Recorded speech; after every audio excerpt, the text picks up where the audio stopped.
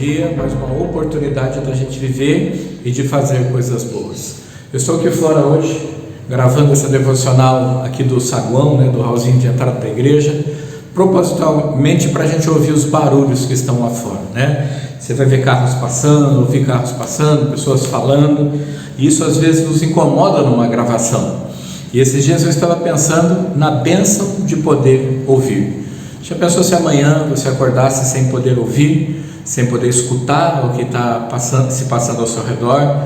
Seria muito difícil para nós, A Bíblia diz em Marcos capítulo 7, um versículo apenas, o versículo 35, a Bíblia diz assim: e logo se lhe abriram os ouvidos e a prisão da sua língua se desfez e falava perfeitamente. A Bíblia diz, falava perfeitamente. Era um surdo gago da região de Decápolis.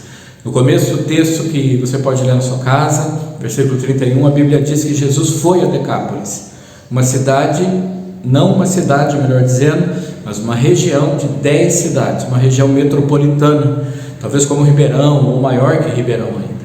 E a Bíblia diz que Jesus foi até lá porque alguém precisava dele, porque alguém necessitava. Nós precisamos aprender com Jesus a ir. Nós precisamos aprender com Jesus a ir à cidade, a ir à região metropolitana, a ir ao lugar onde as pessoas estão precisando de nós. Vamos! Quando nós saímos dessa quarentena, vamos como Jesus para Decápolis, para 10, 20, 30 cidades, vamos para o nosso bairro, vamos para os nossos amigos, vamos para aqueles que estão perto de nós.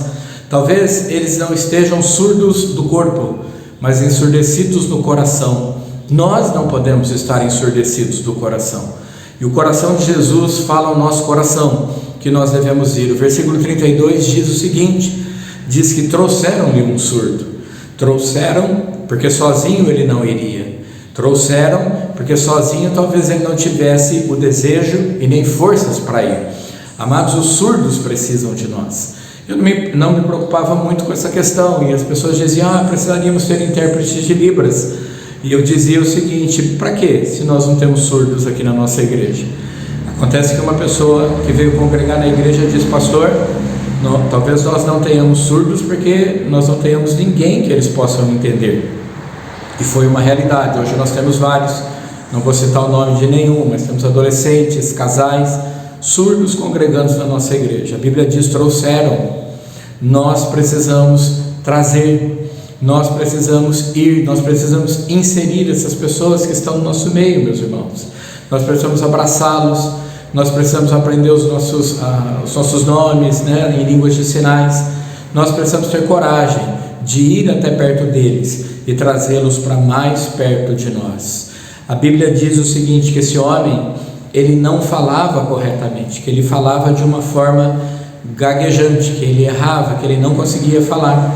E nós vemos essa realidade em algumas pessoas com surdez, que elas falam, mas falam com dificuldade, e precisa de toda a nossa atenção para que a gente possa ouvi-los e entender o que eles estão falando. Você sabe que isso é muito correto, meus irmãos, porque quem não ouve direito não fala direito. E a cura para as nossas almas, para o nosso coração, para a nossa vida, começa pelo ouvir e ouvir a palavra de Deus. Se nós não sabemos ouvir a palavra de Deus, se nós não temos clareza no escutar, não teremos clareza no falar. Então nós precisamos pedir nessa manhã que o Espírito Santo, ele limpe os nossos ouvidos para que nós possamos ouvir corretamente. E sabe por quê? Porque pior do que ser um surdo natural é ser um surdo espiritual, e dentro das igrejas há muitas pessoas assim.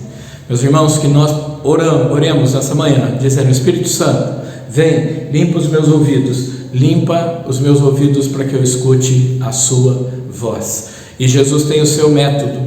Nós precisamos aprender que Jesus, ele tem os seus métodos, nós precisamos aceitar os métodos de Jesus. Às vezes nós queremos tomar o controle da nossa vida, queremos determinar como vai ser e onde vai ser. Jesus, ele chega, ele vai curar, mas ele faz algo até nojento, se nós formos ver. Ele gospe um pouco da sua saliva dentro da boca daquele surdo, e a Bíblia diz que aquele surdo passa a falar corretamente. Saliva, não sei se você sabe, ele é o lubrificante natural das palavras. Enquanto você fala, a sua língua fica molhada. Pode testar isso. Quando nós falamos muito sem respirar e damos um tempo, a nossa língua fica seca, falta saliva e as palavras são difíceis de sair. Você sabe que quando Jesus gospe um pouco da sua saliva na boca daquele surdo, ele meio que está dizendo assim, ó, que lubrifica as minhas palavras, elas são tão boas, eu estou colocando dentro da sua boca agora, e as suas palavras também serão lubrificadas. Eu estou colocando as minhas palavras dentro da sua boca. Que coisa bonita, meus irmãos, as palavras de Jesus dentro da nossa própria boca. Eu queria dizer nessa manhã que eu aceito que Jesus faça o que Ele quiser, que Ele pode fazer da forma como Ele quiser, desde que as palavras dEle estejam inseridas dentro das minhas palavras da minha boca. E a Bíblia diz que esse homem passou a falar claramente, passou a falar de uma forma que todos conseguiam ouvir, todos conseguiam entender.